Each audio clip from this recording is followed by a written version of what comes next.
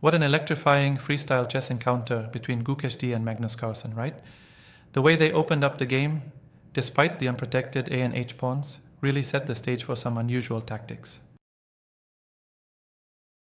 Indeed. Yeah, those unprotected pawns might have looked exploitable at a glance, but they turned out to be more of a distraction than a real weakness, wouldn't you say? Absolutely, it's like they were there to mislead you but hardly gave any real chance. Gukesh's move 9.e4 was such a pivotal moment, sparking a middle game battle that turned the tide in various subplots. Right. And speaking of the middle game, the key pawn moves played a huge role, almost like setting up a grand stage for the pieces to take their perfect positions. Exactly, the pawn duos were a brilliant motif here.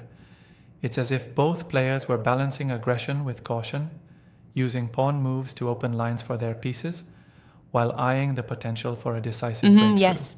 But I wonder if pursuing the pawn duos so aggressively might have left them a bit vulnerable later in time trouble, especially since we saw both under a minute by move 39. What are your thoughts? That's a fair point. The time pressure, especially with knights still on the board, definitely made the endgame tricky. It's like trying to untangle a knot while racing against the clock, and both players managed that incredibly well. Yeah, true. Also, Carlsen's strategy throughout the game was so methodical.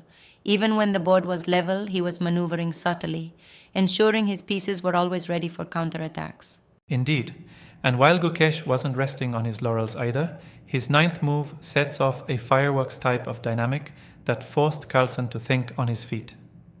It really brought out the best in both players, creating a delicate balance between aggressive pawn breaks and solid piece I deployment. see.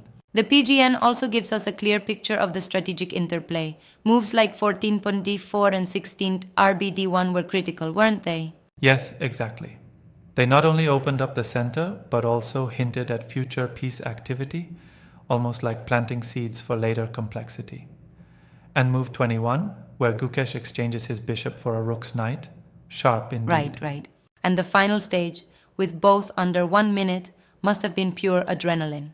When you mention knights remaining in such a tight time scenario, it really adds an extra layer of unpredictability. Exactly. It's like threading a needle in a windstorm.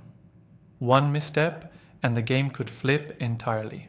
Despite the intense pressure, both players maintained laser focus until the very end. Absolutely. It's fascinating to see such classical chess instincts mixed with modern freestyle approaches, don't you think? For sure, it illustrates how even at the highest levels, innovation can find a place within tradition. And these game moments, they're lessons in both tactical bravery and calculated risk. Yeah, very true. Overall, this match really shows that chess is as much an art as it is a science, with intuitive moves leading to a masterpiece under pressure. Exactly, a true masterclass from both Gukesh and Carlsen.